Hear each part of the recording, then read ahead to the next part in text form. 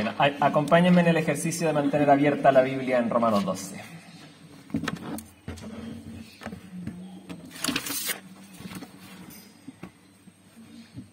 Ok, continuamos la serie Una comunidad según el corazón de Dios. La semana pasada comenzamos, hoy tenemos este segundo sermón. Todos los que estamos aquí hemos tenido o tenemos algún tipo de responsabilidad, ¿sí? En general estas responsabilidades que nos toman todo el día, la mayoría me parece que los que estamos acá trabajan, otros se encargarán de la casa, algunos estudian aunque estén de vacaciones, algunos se dedicarán todo el día a criar sus hijos o cuidan un pariente enfermo, por ejemplo, o una mezcolanza de todas esas cosas, ¿cierto? Entonces, como todos nosotros tenemos alguna responsabilidad que nos toma una gran parte del día, les invito a que se hagan esta pregunta y que guarden para ustedes la respuesta. ¿Bien? Por ahora guarden la respuesta. Esta es la pregunta. ¿Qué te gusta hacer cuando finalmente te desocupas de tus responsabilidades? La mayoría, me parece, de los que están acá trabajan, ¿no? Entonces, como lo más común, me parece. Entonces, ¿qué quieres hacer cuando llegas a tu casa después de un largo día de trabajo? Piénsalo ahí unos segundos y guárdate la respuesta nomás. Luego la vamos a usar. Después si quieren la conversan y ahí nos reímos un rato, pero tengan por ahora la pregunta o la respuesta más bien en su mente. Bueno, escuchamos la semana pasada que vivimos en un mundo donde las iglesias se encuentran bajo ataque. Las iglesias han dejado de ser un referente en nuestra sociedad actual y cada uno de nosotros como creyentes hemos perdido nuestras fuerzas. El domingo anterior fue necesario recordar que las misericordias de Dios, ¿recuerdan que se habló de eso? Las misericordias de Dios determinan la identidad, la motivación y la vida de las iglesias y así aprenden a ser una comunidad total. Hoy quiero sugerir que el motivo de la debilitación de nuestras iglesias y el motivo por el cual nuestras fuerzas como creyentes han flaqueado es que hemos permanecido demasiado tiempo igual. Entonces vamos a revisar este segundo versículo del capítulo 12 para descubrir que la iglesia es una comunidad diferente porque la mente del creyente está continuamente siendo renovada. Bien, así que les invito a hacer una oración antes de pasar al pasaje. Padre Celestial, ruego el día de hoy que mis palabras humanas puedan estar cargadas de tu palabra divina para que nuestras mentes sean transformadas. En el nombre de Jesús, amén. Muy bien. Recordemos entonces brevemente el resumen que hizo Gabriel la semana pasada porque fue como una introducción, ¿no? ¿Lo recuerdan? Tomamos el versículo 1, pero también aprovechó él de hacer toda una especie de introducción de toda la carta de Romanos, porque durante esta serie vamos a ver solamente un segmento de la carta, que es el capítulo 12. Entonces, durante la semana pasada vimos que Pablo, apóstol, quien escribe la carta a los romanos, pasó 11 capítulos haciendo una exposición pero magistral de qué es el Evangelio y por qué cada uno de nosotros lo necesitamos desesperadamente, independiente del origen que tengamos, de nuestra nacionalidad, cultura o lo que no importa. Todos nosotros necesitamos de este Evangelio que fue tremendamente explicado. En los últimos 5 capítulos de la carta, Pablo lo que va a hacer es enseñarle a la iglesia cómo se responde a ese Evangelio. ¿Bien? Es un evangelio que se ha recibido de parte de Dios como un regalo gratuito e inmerecido y que de alguna u otra manera requiere de nosotros una respuesta. Así que estos 2 versículos, 1 y 2, que los revisamos ahora al final, funcionan como una bisagra. Están justo, como la bisagra de la puerta, ¿cierto? Están justo conectando estos 11 capítulos donde se nos escribe qué es lo que es el evangelio y nos demuestra nuestra necesidad con la otra parte de la carta donde se nos dice cómo respondemos a esta necesidad. Entonces, lo que vamos a hacer hoy es tomar este segundo versículo de esta bisagra para revisar, y que de hecho están íntimamente ligados, para revisar 3 grandes cosas.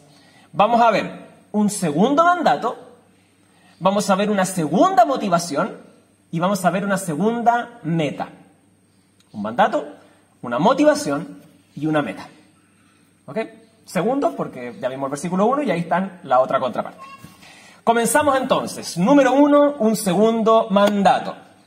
Lo primero que nos encontramos acá en el versículo 2 es que la iglesia es una comunidad diferente a cualquier otro grupo que exista en nuestra sociedad actual. Miren ahí directamente en el versículo 2 lo primero que escribe Pablo apóstol. Dice, no se amolden al mundo actual, sino sean transformados. ¿Bien? Así comienza entonces este versículo 2. Este viene a ser entonces el segundo mandato de Pablo para la iglesia, que viene en paralelo con el primer mandato que está en el versículo 1. ¿Recuerdan cómo era el primer mandato? Gabriel lo comentó para nosotros la semana pasada. Decía, les ruego que cada uno de ustedes ofrezca su cuerpo como sacrificio. Eso fue lo primero que Pablo le encomendó a la iglesia. Ahora viene esta segunda parte. Entonces, en conjunto, ambos mandatos nos ayudan a entender cuál es la respuesta que Dios espera que su iglesia tenga frente al Evangelio. Dicho de otro modo, es la forma en que cada uno de los creyentes debemos responder al regalo de Cristo en nuestras vidas.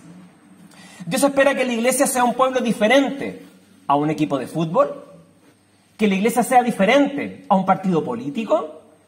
Dios quiere que la iglesia sea un grupo de personas diferente a un club de lectura o diferente a la junta directiva de una empresa. La diferencia es por esta transformación que vive la iglesia. Y es bien interesante la transformación porque esta transformación ocurre por dos caminos que convergen. ¿Bien? Por un lado, la transformación es un proceso pasivo. Esto significa que la transformación de tu vida no depende de ti, sino que nace del mismo motor que motivaba el primer mandamiento. Vamos recordando de nuevo, versículo 1, decía, tomando en cuenta las misericordias de Dios. Esa misma motivación poderosa es la que nos motiva a esta transformación pasiva. O sea, es la voluntad del Padre que el Hijo, en el poder del Espíritu Santo, te moldee y te transforme. Él. Dios espera que su iglesia sea diferente a cualquier organización que exista en la sociedad que vivimos, porque sus miembros están siendo transformados continuamente para no amoldarse al mundo. Pero también hay otra ruta en este mismo proceso de transformación que converge en el mismo lugar. Y es la ruta de un proceso activo. O sea, por tu acción, tú dispones tu vida para que Dios la transforme. Y de hecho es más aún. Tu propio actuar cristiano forma el carácter de Cristo en ti mismo. En las palabras que estudiamos la semana pasada, tú te estás sacrificando a ti mismo, ¿te acuerdas? En medio de un mundo que nos exige que sacrifiquemos otras cosas o a otras personas para beneficio propio. Algunos aspectos de este proceso de transformación en 2 días, Dios las ha implementado incluso en la naturaleza. ¿Alguien conoce el proceso de metamorfosis de las lepidópteras? O dicho de forma más sencilla, el ciclo de vida de las mariposas. Claro, yo hablo del otro sentido porque no me tengo que olvidar de mis estudios biológicos, ¿no? ¿Alguien conoce el ciclo de vida de las mariposas? Que me lo explique así como en 2 segundos. Está perfecto, pero no entiendo nada. Perfecto. ¿Ya? Y después del capullo, sale la mariposa y son libres, dice. Bueno, antes también eran libres, pero por ahí va, ¿no? Ok. Falta un poquito de clase de biología, parece, de esta iglesia, ¿no? A ver, los huevos de las mariposas no pueden hacer absolutamente nada para eclosionar. Están ahí.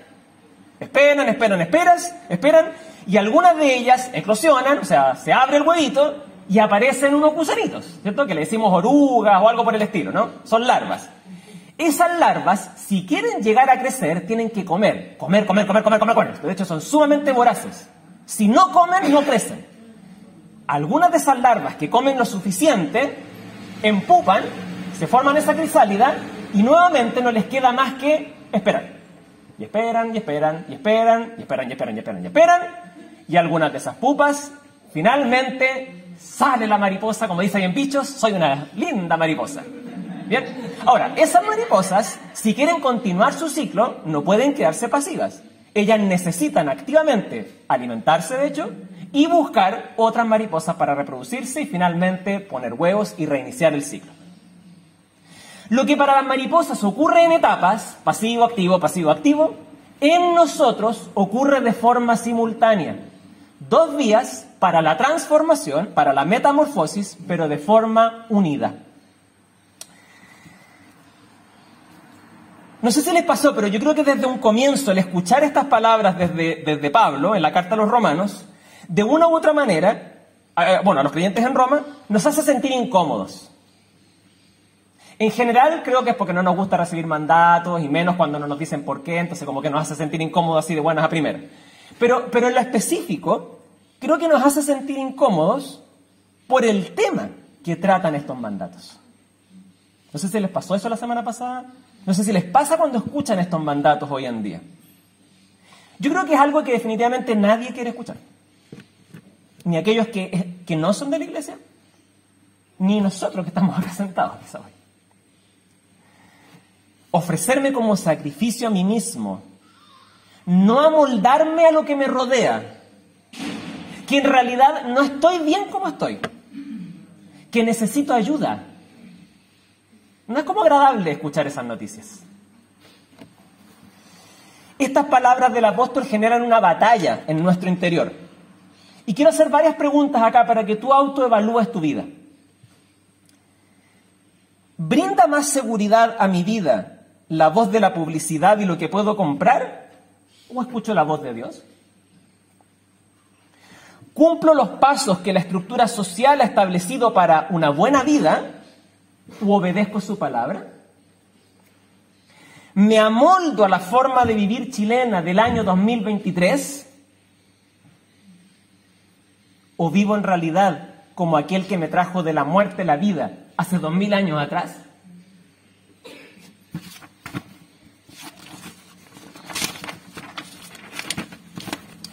Te pido que batalles en este momento.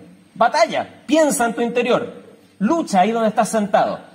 ¿Me amoldo al mundo o soy transformado por lo que estoy escuchando? Pelea ahí donde estás sentado. ¿En qué áreas de tu vida has empezado a reemplazar el consejo del apóstol y mejor te has amoldado al mundo? ¿Con qué ideas, a qué quieras, sociales, políticas, bíblicas, realmente te identificas? Pregúntate también lo siguiente: ¿de dónde proviene tu modelo familiar o de crianza de hijos? ¿Los tienes ahora o los tengas más adelante? ¿Proviene de las humanidades modernas? ¿O proviene del creador de la familia? ¿Cuál es tu motivación para trabajar, por ejemplo? ¿Es tu propio beneficio? ¿O es que con lo que obtienes puedes ayudar a otros? ¿Cómo estás enfrentando la enfermedad que tienes? ¿Estás sufriendo solo? ¿O estás acompañado de Jesús, que incluso sufrió la muerte? Finalmente, pregúntate también esto: ¿en qué aspectos personales no te has amoldado al mundo y el Señor sí te ha ido transformando?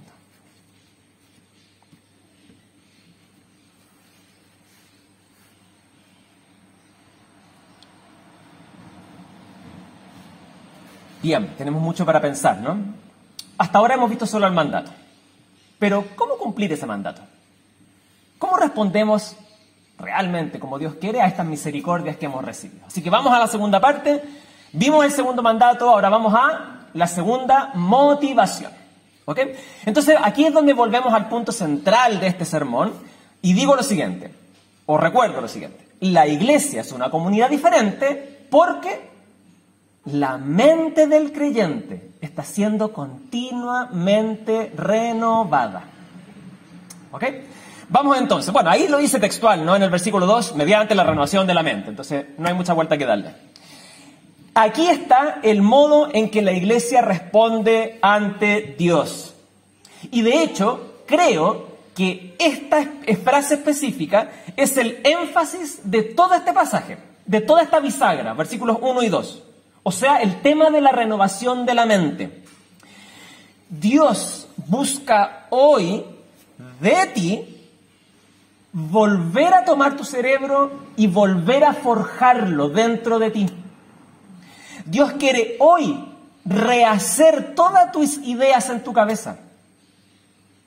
Dios quiere agarrar los cimientos que fundamentan tu estructura de pensamiento, desarmarlos, digamos, y volver a construir sobre eso.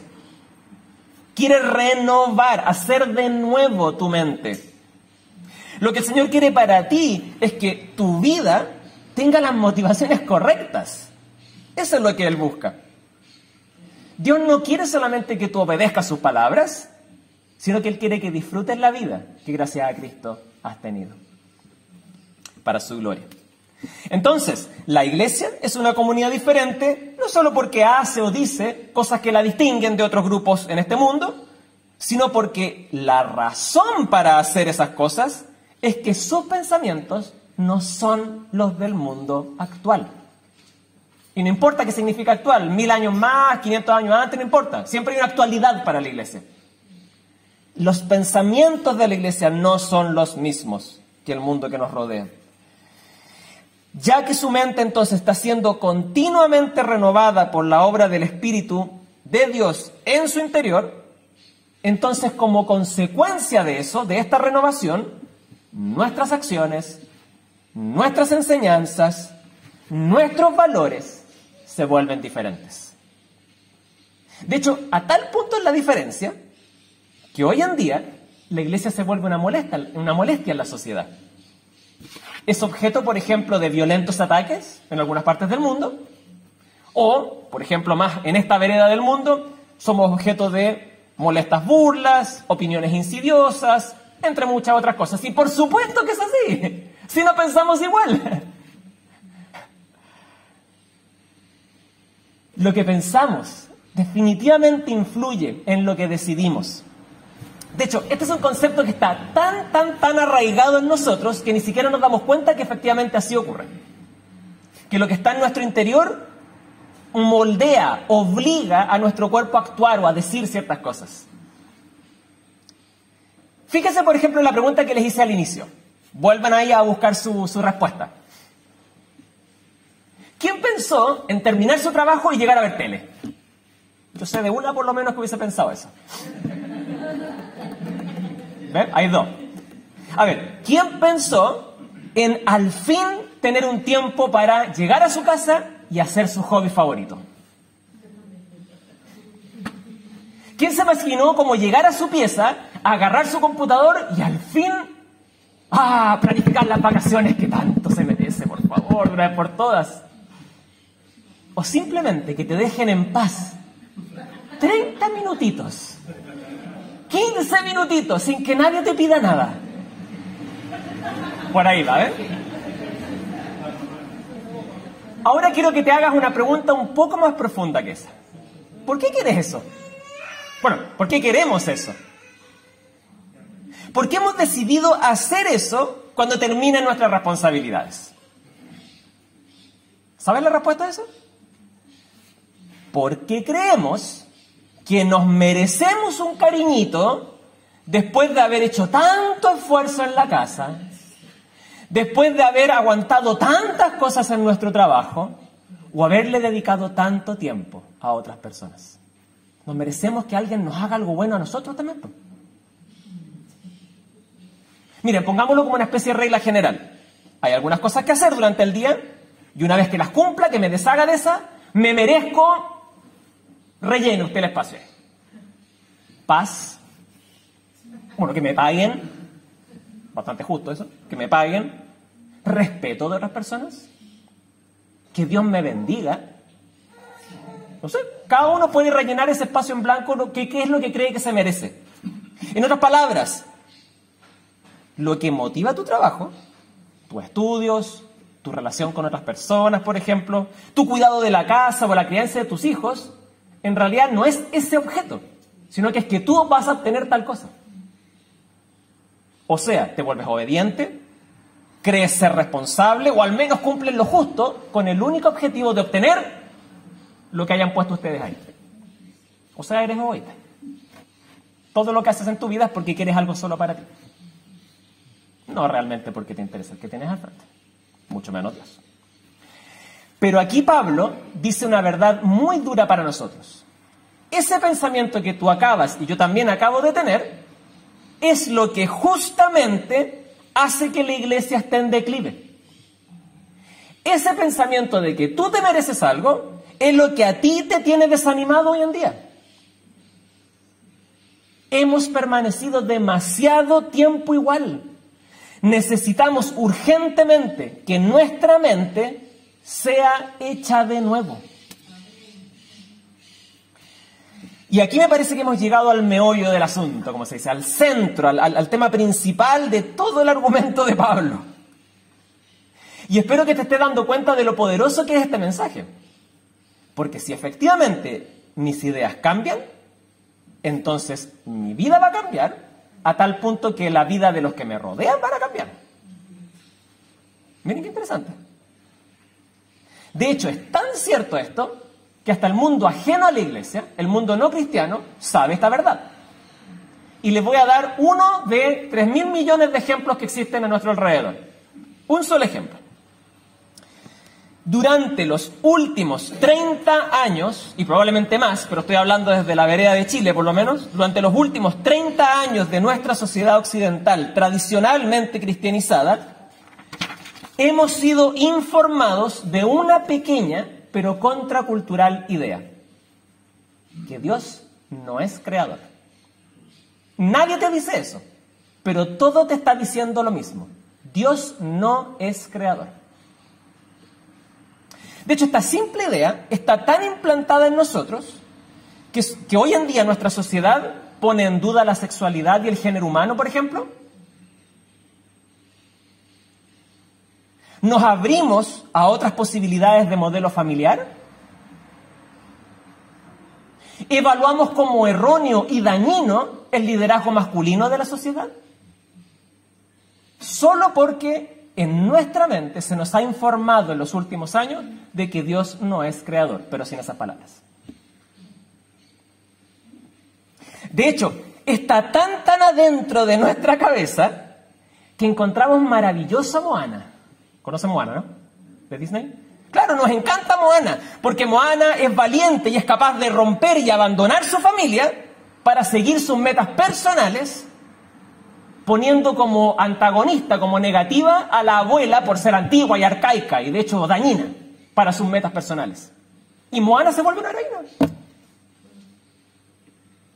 Nos encanta el caso de Elsa. ¿Conocen a Elsa? ¿De Frozen? Nos encanta Elsa y a Elsa la vemos como una princesa y una heroína, porque la pobrecita se encontraba oculta por quién era ella. ¿Cierto? Pero ella fue capaz de liberarse y salir finalmente de la puerta, en este caso, salir finalmente de la puerta y expresarse tal cual ella se sentía. ¿Y qué la motivó? De hecho, Disney lo pone así. La motivó a ella el amor más íntimo que el de hermanas con Ana. Ellas se amaban más que lo que se amaba una hermana. Imagínense ustedes lo que significa eso. Eso fue la motivación para expresarse lo que ella realmente era. Eso es lo que Disney nos está diciendo. Y nos encanta, es linda, me encanta Frozen, me encanta Moana. Entonces, ¿en qué consiste esta renovación de la mente?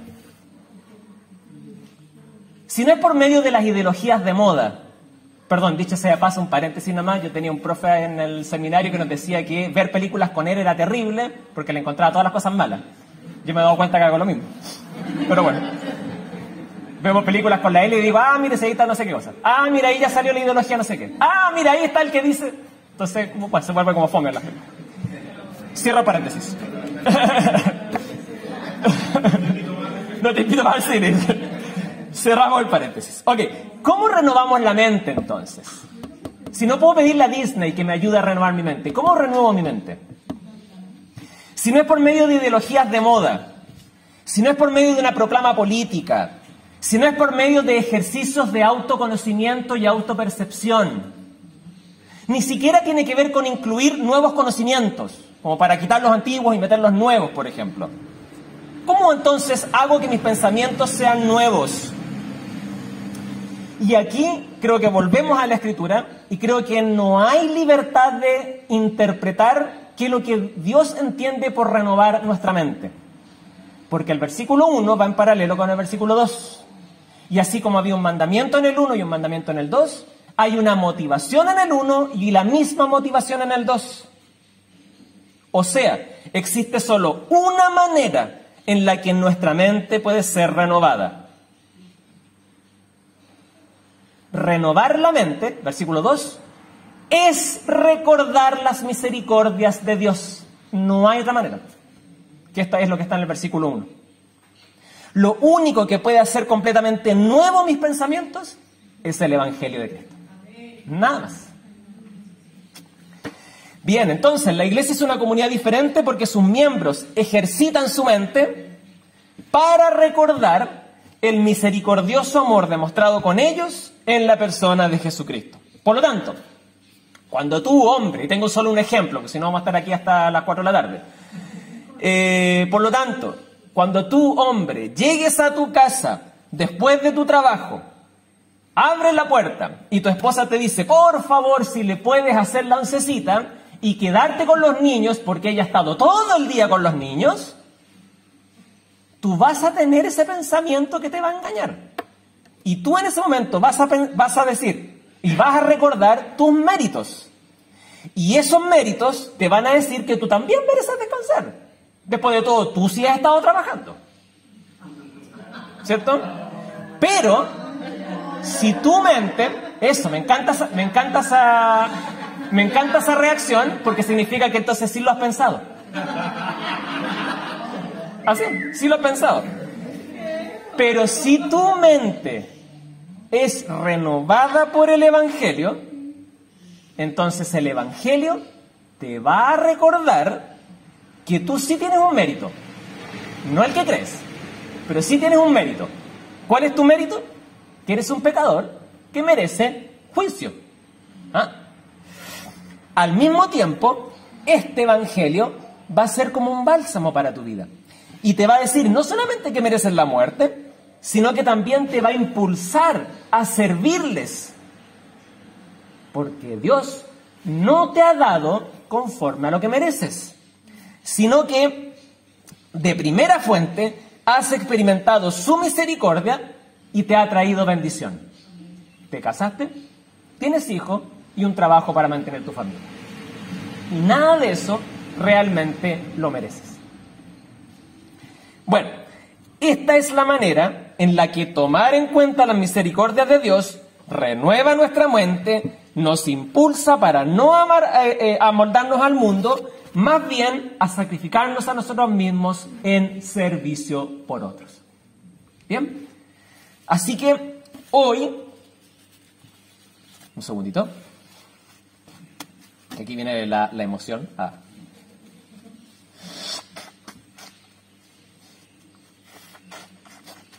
Bien, así que hoy me despido de ustedes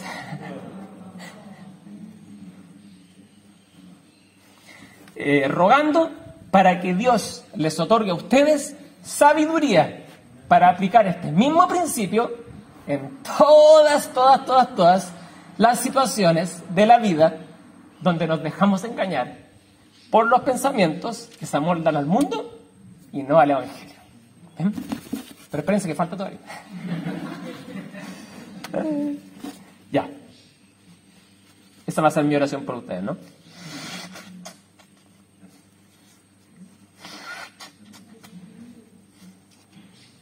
Ok.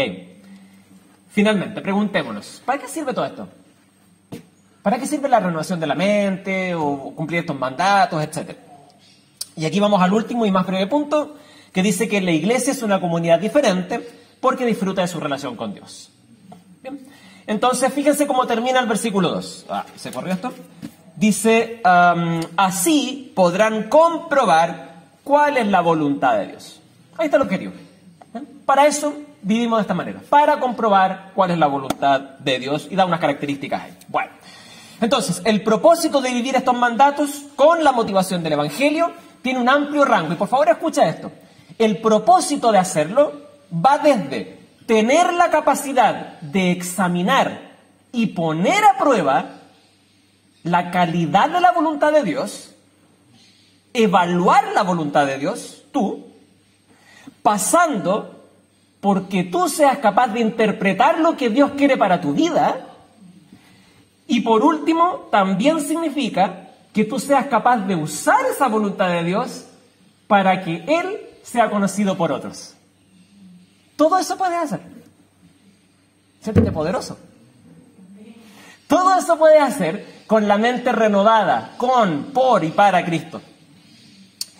Porque quienes han tenido la posibilidad de comprobar cuán buena, cuán agradable, cuán perfecta es la voluntad de Dios para sus vidas, disfrutan de una preciosa, una hermosa intimidad con el Señor.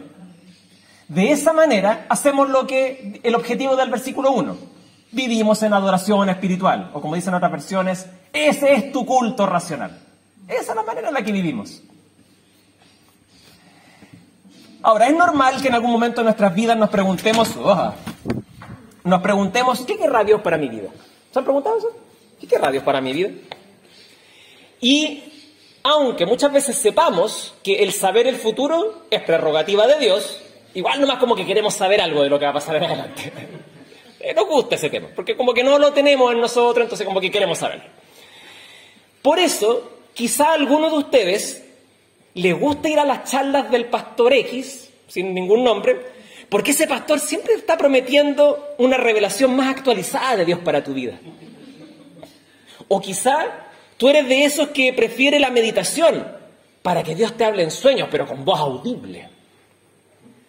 O tú eres de eventos multitudinarios y te encanta participar de esas charlas así de miles de personas, porque tú sabes que en esas charlas te van a invitar en un momento a pasar adelante, alguien que jamás en tu vida te ha visto, te va a decir qué es lo que Dios quiere para ti. O quizás tú eres de esos un poquito más tradicionales y dices, no, la voluntad de Dios está en la Biblia. Entonces, buscan la voluntad de Dios de forma aleatoria, bueno, un poquito mejor enfocado, digamos, está en la Escritura. Está más difícil ahí fallar, ¿no? Déjame decirte lo siguiente. Si estas son tus prácticas, estás errando por todos lados. Por todos lados. Estás errando y cometes un error en tu pensamiento. Porque conocer la voluntad de Dios no es algo futuro. La voluntad de Dios es algo pasado. Segundo, erras en tu actuar. Porque estás buscando a alguien que ni siquiera te conoce para que te diga algo que no sabes si necesariamente lo conoce tampoco. Tercero, fallas en tus creencias porque estás suponiendo que a Dios todavía le falta por revelar algo y que por lo tanto está incompleto. Lo cierto es que la voluntad de Dios ha sido establecida para tu vida incluso antes que nacieras. Pasado. La voluntad de Dios proviene de la persona que mejor te conoce, el Padre, porque Él te creó. La voluntad de Dios está centrada en Cristo. Y cuando Él fue coronado como rey, se acabó la voluntad de Dios, o sea, se acabó la revelación de Dios, digamos. De ahí en adelante todo tiene que ver con Él, con Cristo coronado como rey. No hay más cosas nuevas. Qué bueno. Si no, siempre tendríamos que andar buscando algo que no tenemos. Así lo estableció Moisés en su sermón de despedida. Él no se estaba yendo, se estaba muriendo por si acaso, para que no. En su sermón de despedida en Deuteronomio, él dijo lo siguiente para el grupo de israelitas. Les dijo, el deseo de Dios para su vida, israelitas, no está arriba en el cielo, no está al otro lado del mar. No, dice Moisés. La palabra está muy cerca de ti. Está en tu boca y en tu corazón. O si tú quieres, en tu mente. Es lo mismo para ellos. Así que la voluntad de Dios es que seas miembro de una comunidad que es diferente, que es la iglesia. La iglesia cuya mente está continuamente siendo renovada con el Evangelio de Cristo por el poder del Espíritu. Por lo tanto, ¿qué es lo que necesitas para tu vida? Más y más y más y más evangelio. Nada más. Mientras estás comiendo necesitas evangelio, mientras estás haciendo tus responsabilidades, esas de las que te quieres escapar, necesitas más evangelio. Mientras te estás relacionando con otras personas, necesitas más evangelio. En los tiempos libres necesitas más evangelio. Siempre necesitas más evangelio. Es lo único que va a renovar tu mente. Por eso te invito hoy a que leas tu Biblia, pero te lo digo en serio. Lee tu Biblia, de verdad. No importa si en algunos momentos no entiendes lo que está diciendo, léela. La Biblia es tan humana para que la leas como sobrenatural, para que no la entiendas. Léela. Dios va a hacer que comprendas. Quizá ahora, quizás mañana, no importa. Léela. Aliméntate de Cristo y el Espíritu va a usar ese alimento para renovar tu mente. Te va a llevar al arrepentimiento, como lo hicimos hoy, y va a restaurar tus fuerzas decaídas para adorarle en obediencia. Viviendo con un servicio sacrificial, notarás tú y los demás que te rodean cuál es la voluntad de Dios. Y de hecho vas a degustar que la voluntad de Dios, aunque en un principio parezca mala, en realidad es súper buena y te trae beneficios a tu vida. Aunque quizás al principio no te des cuenta. Que la voluntad de Dios en tu vida te ofrece seguridad e identidad, si es lo que andas buscando. Te ofrece alegría. Y que la voluntad de Dios en tu vida es la mejor manera para vivir. Eso lo vas a comprobar tú y quienes te rodean. Cerramos con esto. La bisagra que se encuentra aquí en el versículo 1 y 2 de Romanos 12. Y en adelante, lo que queda para ustedes es ver de qué manera esta iglesia, con la mente renovada, va a vivir. Versículo 3, con humildad. Versículos 4 al 8, sirviendo en unidad. Versículo 9, amando a las demás personas. Pero eso ya les queda a ustedes, mis queridos hermanos. Entonces, ya que la iglesia es una comunidad diferente, porque la mente del creyente está siendo continuamente renovada por el Evangelio, roguemos al Señor que haga esto en nuestras vidas. Padre Celestial, a ti rogamos que Cristo, en el poder del Espíritu Santo, recuerde continuamente a nosotros, a nuestra cabeza, a nuestra mente, a nuestros pensamientos, de que no merecemos lo que creemos que merecemos. No merezco ser tratado con justicia, no merezco tener más dinero que, no merezco ser dejado en paz, no merezco lo que sea. Renueva, Señor, nuestro pensamiento para recordarnos que lo que merecemos es la muerte, es tu juicio, y sin embargo no lo hemos recibido, porque la misericordia de Dios se ha demostrado para con nosotros al darnos vida por medio de Cristo. Ayúdanos, Señor, a vivir en esta lucha que tenemos para no amoldarnos al mundo, para que como creyentes renovemos nuestras fuerzas y como iglesia seamos diferentes a cualquier otro grupo de personas de la actualidad. En el nombre de Jesús. Amén.